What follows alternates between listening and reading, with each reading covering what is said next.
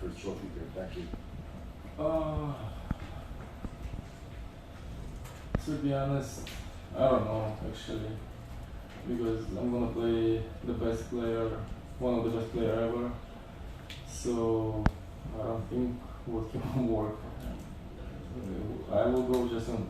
Tomorrow I will go on court just to do my best, to play free, to fight, and we'll see what's gonna happen.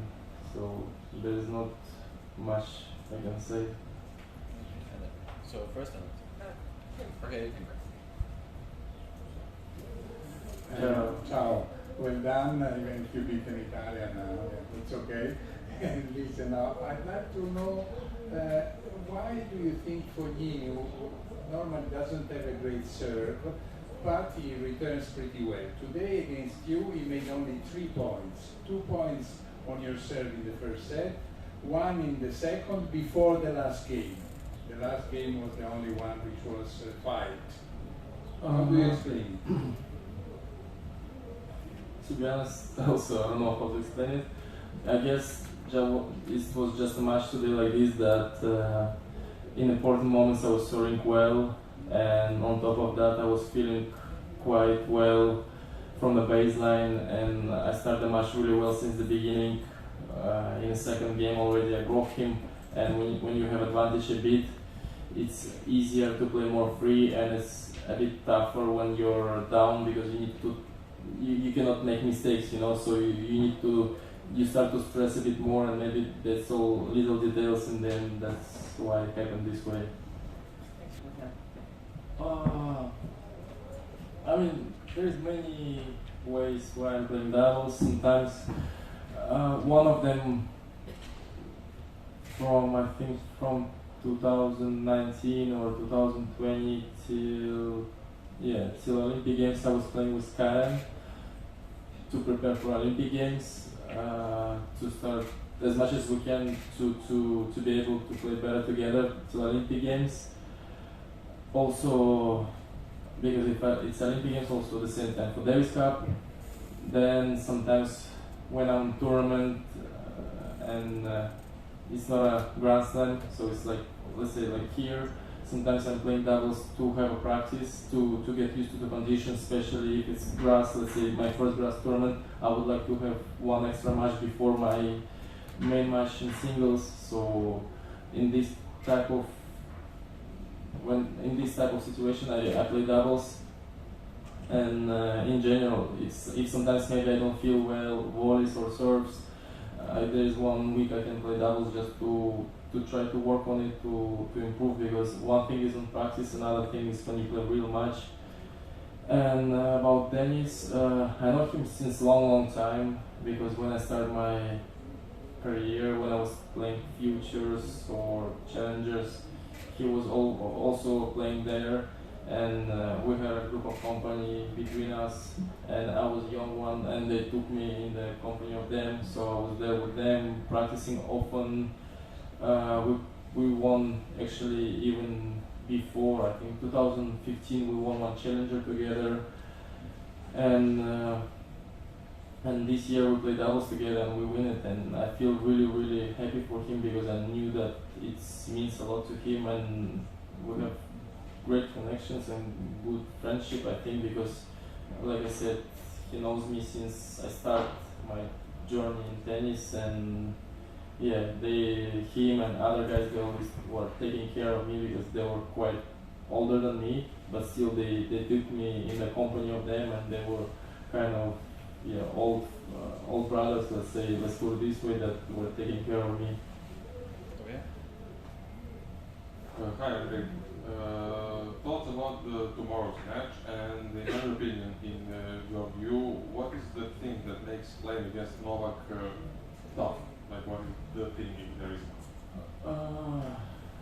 It's like I said, there is no. For me, tomorrow is just to go there, to give my best, to play free, and to have a feeling that I did my best, and that's it. And what it makes to play hard against Novak, because he's one of the best, he knows everything, he do everything, he runs so good. He defends so good. He attack good. He serve return. So he is one of the best players in history, and it's only 3 of them, and they do everything perfect. So that's why. Greetings, Andrei. Miloš Manić, Radio Belgrade from Serbia. Can you tell us what would be your advantages tomorrow? You just talked about Novak's advantages, and what could be yours tomorrow? For example, you spent less time on the court during this tournament, right?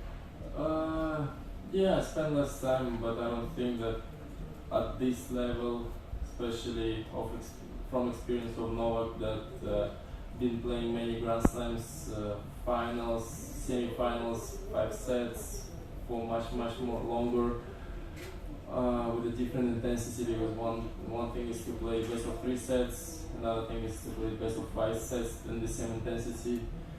So I think it's not plus yesterday he had day off, so I don't think it's going to be a question about how much time I spend on court. I think it will be just about who will play more free. If I can go there, fight for every ball, and play my speed, my game, and Novak maybe because it's at home, he can get a bit tight, which is normal. Maybe that's the situation when I can have a chance to fight against him. So we'll see. I mean, we will see tomorrow. Tomorrow, yeah. That's right. Effective. I'm not worried about it because I know the position of ATP, and in the end, this is the prom tournament is the ATP. So, and I hope with the Rome it's not gonna happen. I hope we will still be able to play.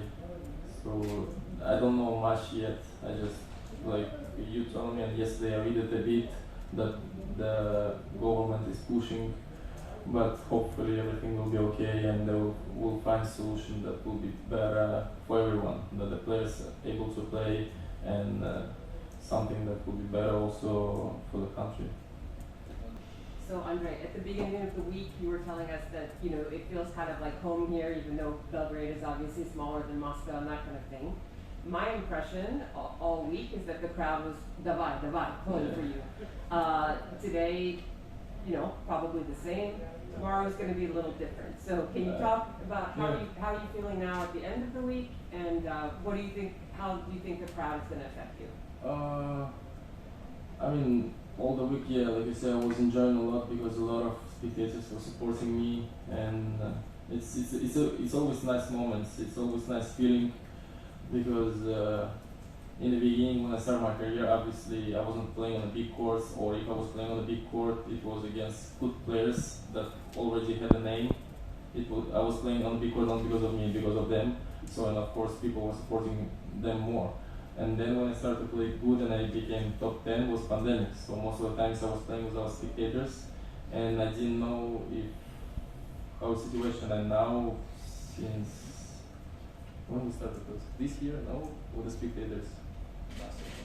Okay, last year, then when we started playing more often with the spectators, and I started to play already on a bigger courts because I'm a better player, and I started to feel that it's more and more spectators support me, and it's a really amazing feeling, and it's something special, and it's also one of the things that you get addicted a bit, that you want to feel these moments, you want to feel this support, and this week was incredible. It's like you said, I feel every match that a lot of spectators were supporting me, so I can be only grateful.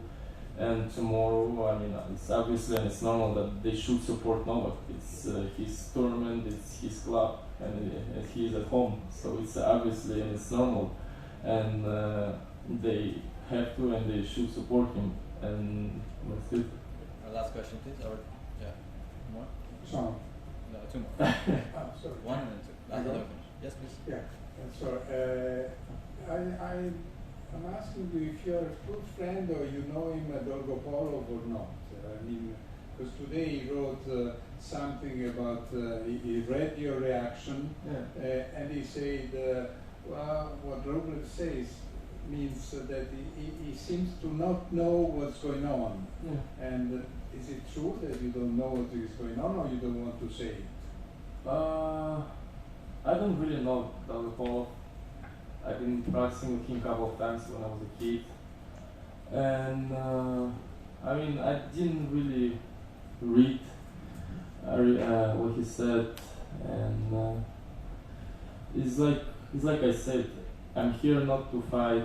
I'm not here to prove something if someone is wrong or right. I'm here for the peace, and the only thing I can apologize is for the fact that I said that not one sport support with the help, and there is some different sport that they support.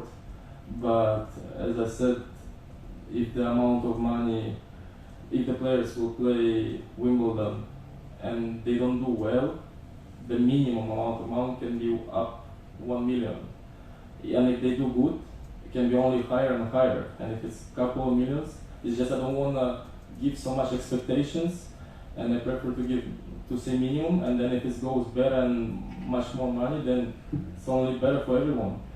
And that's it. And no one need to trust me or not trust me. It's just in the end there is nothing to lose in a way. They don't lose nothing. If let's say if are we gonna play, are we not gonna play, it's not gonna change the situation. But maybe they will receive a huge and good help. So in the end, you don't need to trust. It's just you will see, because in the end, it's not gonna change anything. Are we gonna play or not? But it can give a really good and positive thing if we're gonna play and we're gonna help. Alright, last question, please. Thank you. Andre, recently you shared that you try to be more calmer on court and don't waste your energy on the wrong place. Is it hard for you because you're really a strong character, and how do you cope with that? It's really hard for me because like I said, if I want something or if I really like I have patience, like I have for tennis, then I'm really emotional. I really want something badly, and then it's tough to control myself, because in life, with most of the things, because I don't really pay attention or I don't really care that much, for me it's easy. It's tough to, it's tough to make me feel emotional or something that will disturb me, and this kind of mood I'm missing on court. Because when it's something that really important to me or something, then easily my emotions go up and down, and this is something that, like you said, I'm trying to control, I'm trying to improve, and I'm improving. The thing is, it takes time. I would like to do it so fast, but with the way I am and the way I am in life, it's a bit it takes time, yeah. Alright, thank you everyone. Thank you. Thank you.